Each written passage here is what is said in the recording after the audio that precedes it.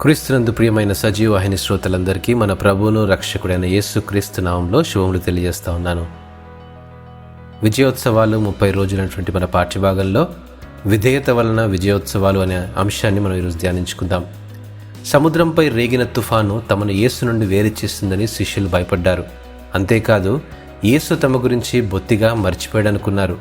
ఇలాంటి సమయాల్లోనే కష్టాల ముళ్ళు గుచ్చుకుంటుంది. ప్రభు మాతో ఉంటే ఇది మాకెందుకు సంభవించింది? దేవుణ్ణి నీకు సమీపంగా తీసుకొని రావడానికి నీకు ఈ కీడు కలిగింది.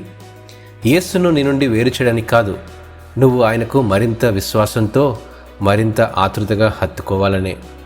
మనల్ని వదిలేశాడన్నట్టు కనిపించిన హృదయాల్లోనే మనల్ని మనం ఆయన చేతుల్లో వదిలి నిశ్చింతగా ఉండాలి. ఆయన మనకు అనుగ్రహించాలనుకున్నప్పుడే మనం వెలుగును ఆదరణను అనుభవిద్దాం.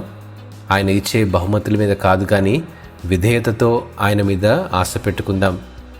విశ్వాసపు రాత్రిలో ఆయన మనల్ని వదిలినప్పుడు ఉక్కిరి బిక్కిరి చేసే ఆ చీకటిలోనే సాగిపోదాం.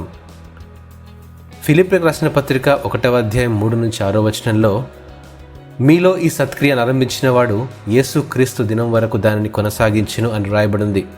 మనము చూడగలిగినా లేకున్నా దేవుడు మనందరి ఎడల తన కార్యములు జరిగించును.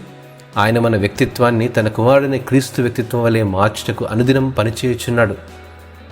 ఆయన తన పని పూర్తయ్యే వరకు శ్రమిస్తాడు. ఆ విషయంలో ఎట్టి సందేహం లేదు.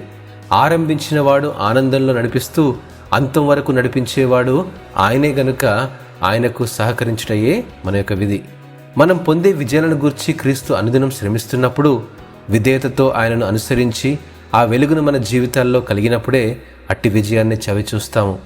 చీకటి నుండి ఆశ్చర్యకరమైన తన వెలుగులోనికి నడిపించే క్రీస్తు మనల్ని తన రూపంలోనికి మార్చుకుంటున్న మన జీవితాల్లో ఇప్పుడు ఎల్లప్పుడూ విజయోత్సవాలే కదా.